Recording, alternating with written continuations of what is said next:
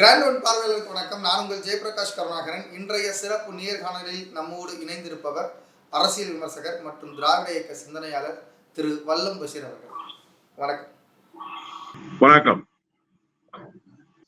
கூடுதலா இன்னைக்கு ஒரு செய்தி என்னன்னா, இன்னைக்கு பிரதமர் அவர்கள் இத்தாலி போயிருக்காரு. G7 அந்த கான்ஃபரன்ஸ்ல சமிட்ல கலந்துக்கிறதுக்காக போயிருக்காரு.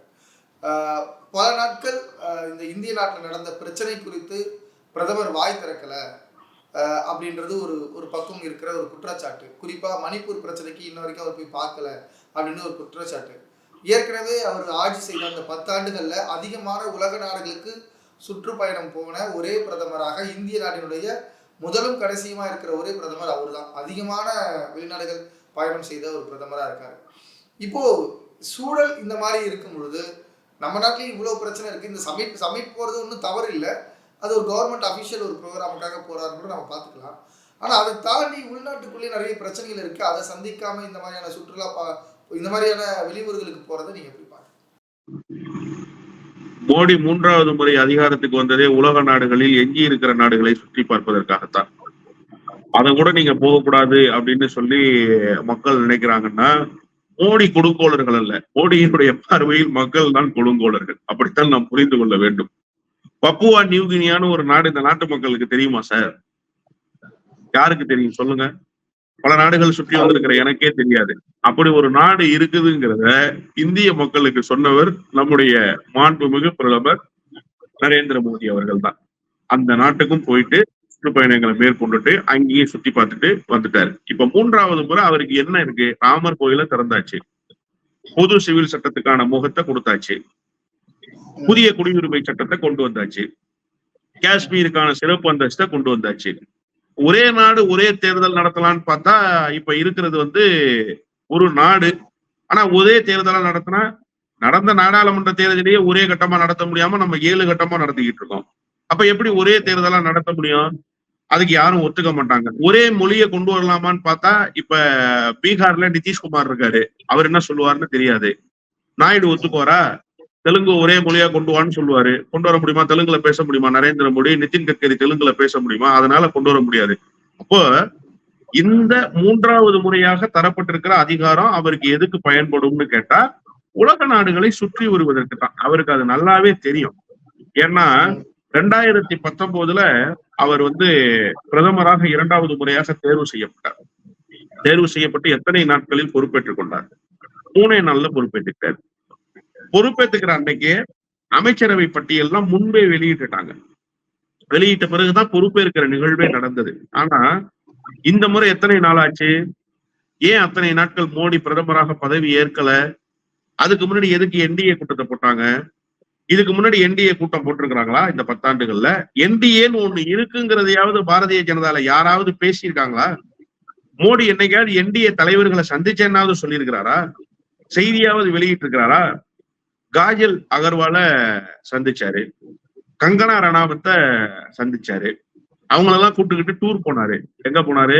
நாடாளுமன்றத்தை சுத்தி காட்டுறதுக்கு போனாரு. திரௌபதி முர்முவை கூட கூப்பிட்டு போல.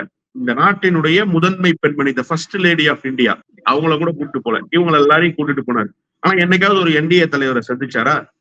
என்டிஏங்கிற கூட்டணி முதல்ல 10 ஆண்டுகளா இருந்ததா? ஆனா திடீர்னு இந்த முறை என்டிஏவினுடைய தலைவர்கள் கூட்டம், அதுல சந்திரபாபு நாயுடு பேசுறாரு, நிதிஷ்குமார் பேசுறாரு, சிராக் பஸ்வான் பேசுறாரு, பவன் கல்யாண் கூட பேசிட்டாரு. எல்லாரும் பேசின பிறகு பதவி ஏற்றுக்கிட்டார். சரி, பதவி ஏற்றுக்கொண்டாரு.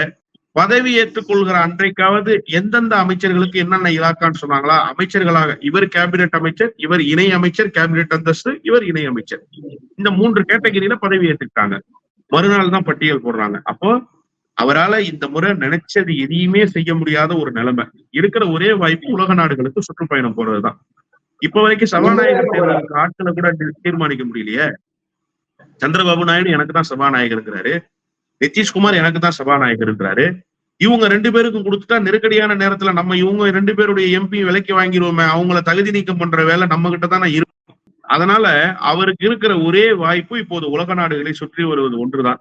இதை இந்த 5 ஆண்டுகள் அதிகாரம் கையில் இருந்தால், நல்லா புரிஞ்சுக்கங்க, சப்ஜெக்ட் டு கன்ஃபர்மேஷன் தான்.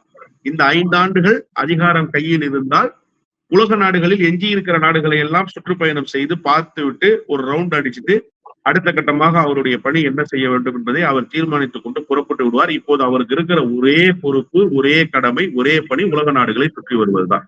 தொடர் இப்போ என்ன பிரச்சனைனா, பாஜகவுக்கு வெளியிலிருந்து பிரச்சனை வந்தா பரவாயில்ல, அதுவும் குறிப்பா மோடி அவர்களுக்கு வெளியில இருந்து பிரச்சனை வந்தாலும் பரவாயில்ல, உள்ளுக்குள்ளேயே இப்ப பிரச்சனை வருதுல. குறிப்பா மோகன் பகவத் ஆர்எஸ்எஸ்ல இருந்து மோடி அவர்களை கேள்வி எழுப்புறாரு.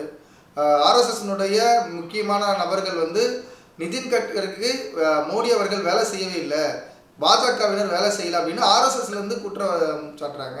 இப்போ உள்கட்சிக்குள்ளேயே இவ்வளவு பிரச்சனை இருக்கும்போது இந்த மாதிரியான பயணம் என்பதை எப்படி பார்க்கிறது?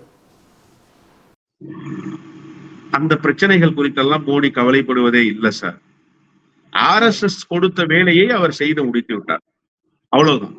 நீ கொடுத்த வேலையை நான் செஞ்சுட்டேன், அதுக்கப்புறம் பிரச்சனை எல்லாம் என்கிட்ட வரக்கூடாது, இனிமே நான் என் வேலையை பார்த்துக்குவேன், அந்த மனநிலைக்கு மோடி வந்துட்டார். இன்னொன்று, இந்த மனநிலைக்கு மோடி வந்து விடுவார் என்கிற ஒரே காரணத்தால் தான் ஆர்எஸ்எஸ் குட் புக்ல இருந்து மோடி பேரை எலெக்ஷனுக்கு முன்னாடியே அவங்க எடுத்துட்டாங்க.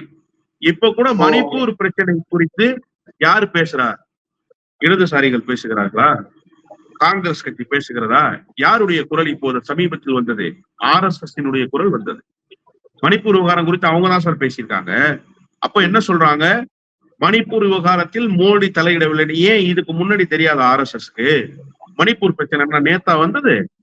அதுக்கு முன்பிருந்து இருக்கிற பிரச்சனை தானே, எத்தனை மாத காலமாக நடைபெறுகிறது கணக்கிட்டு பாருங்க. அப்பெல்லாம் ஏன் ஆர்எஸ்எஸ் வாய் திறக்கல? இப்ப மோடிய அவர்களுடைய பட்டியலில் இருந்து வெளியேற்றி விட்டார்கள். அந்த பட்டியலில் வேறு ஒருவரை அவர்கள் தயார் செய்து கொண்டிருக்கிறார்கள். அது யோகி ஆதித்யநாத்தா, நிதின் கட்கரியா, யாரை வச்சிருக்காங்கன்றதெல்லாம் நமக்கு தெரியாது. அதனால அவர்களுடைய அரசியல் என்பது மோடிக்கு அடுத்த கட்டத்துக்கான அரசியலை அவர்கள் பார்க்கிறார்கள். ஆனால் மோடி ஆர்எஸ்எஸ்க்கு அப்பாற்பட்ட ஒரு அரசியலை கையில் எடுத்துக்கொண்டு இப்போது இருதுருவமாக மோதி கொண்டு சார். மோடிக்கு இண்டிவிஜுவல் இமேஜ் தான் ரொம்ப முக்கியம். ராமர் கோயில கட்டினது பிஜேபின்னு யாராவது பேசுறானா? இந்த ஆட்சியில் கட்டப்பட்டதுன்னு யாராவது பேசுறானா? மோடி தான். காஷ்மீர் சிறப்பு அந்தஸ்தை ரத்து செய்தவர் யார்? மோடி. பொது சிவில் சட்டத்துக்கு முகம் தந்தவர் யார்? மோடி. புதிய குடியுரிமை சட்டத்தை கொண்டு வந்தவர் யார்? மோடி. இந்த தேர்தல் தோல்விக்கு காரணம் யார்?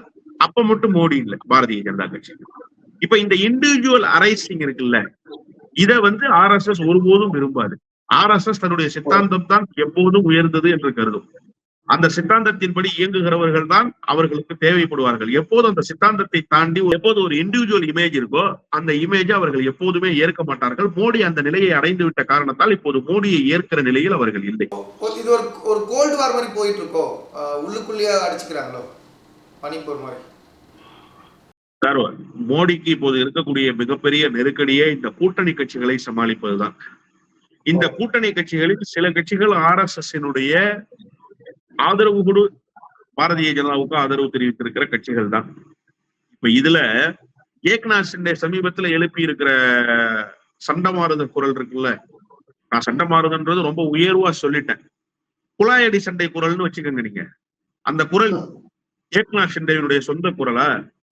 எடப்பாடி பழனிசாமியை விட ஒருபடி மேலே சென்ற அடிமை சாசனம் எழுதி கொடுத்து விட்டு காத்திருந்தவர் ஏக்நாத் ஷிண்டே. ஆனா ஏக்நாத் ஷிண்டே எனக்கு இந்த அமைச்சர் கொடுக்கணும், அந்த அமைச்சர் கொடுக்கணும் வெளிப்படையாக பேசிட்டாரு. அந்த கட்சியில இருப்பவங்க பேசிட்டாங்களே. இது யாருடைய குரல்? ஆர்எஸ்எஸ் பின்னால் இருந்து இயக்கக்கூடிய குரல். வெளிப்படையாகவே மோதல் துவங்கி இருக்கு சார். அது என்ன, ஒரு புறம் கோல்டு வார்லாம் இல்ல, ஹாட் வார் ஸ்டார்ட் ஆயிடுச்சு. அதுதான் உண்மை. இதுல இன்னொரு பக்கம் என்னன்னா, ஒரே ஒரு சிங்கிள் எம்பி, யாருக்கு? சரத்பவார்ட்ட இருந்து அஜித் பவாருக்கு பிரஃபுல் பட்டேல் கேபினெட் அந்தஸ்து போன முறை கொடுத்தீங்க, இந்த முறை ஏன் கேபினெட் அந்தஸ்து கொடுக்கலன்னு ஸ்ட்ராங்கா அடிக்கிறாரு. ஏன்பா நீ 2 பேர் வச்சிருக்கிற குமாரசாமிக்கு கேபினெட் கொடுப்ப, இப்பதான் வந்தாரு கூட்டணிக்கு. நான் உங்க கூட எவ்வளவு காலமா கூட்டணியில இருக்கேன், நெருக்கடியான நேரத்துல மகாராஷ்டிராவில உன்னோட நின்றேன், எனக்கு ஏன் கொடுக்கலன்னு கேக்குறாரு. அது என்ன சரத்பவாருடைய தயவில் வந்த அஜித் பவாரினுடைய குரலா? இல்ல, அஜித் பவாருக்கு பின்னால் இருந்து இயக்குகிறது ஆர்எஸ்எஸ் தான். எனவே இந்த கூட்டணியை சலசலப்பு உண்டாக்குற வேலையை இந்தியா கூட்டணி செய்ய வேண்டிய அவசியம் இல்ல, காங்கிரஸ் செய்ய வேண்டிய அவசியம் இல்ல, திமுக செய்ய வேண்டிய அவசியம் இல்ல. உள்ளுக்குள்ள ஆர்எஸ்எஸ் செய்து கொண்டிருக்கிறது. எனவே கோல்டு வார் என்றெல்லாம் நான் புரிந்து கொள்ளவில்லை, ஹாட் வார் துவங்கி இருக்கிறது என்றுதான் நான் புரிந்து கொள்கிறேன். அப்ப இந்த போக்கு என்பது கூடிய விரைவில் மோடியினுடைய ஆட்சி கவர்ப்பதற்கோ அல்லது மோடியினுடைய தலைமை மாறுவதற்கான வாய்ப்புகள் இருக்குன்னு நம்ம புரிஞ்சுக்கலாமா? சார் 100 விழுக்காடு மோடி தலைமையை மாற்றுவதற்கான வேலையில் RSS இறங்கி இருக்கிறது.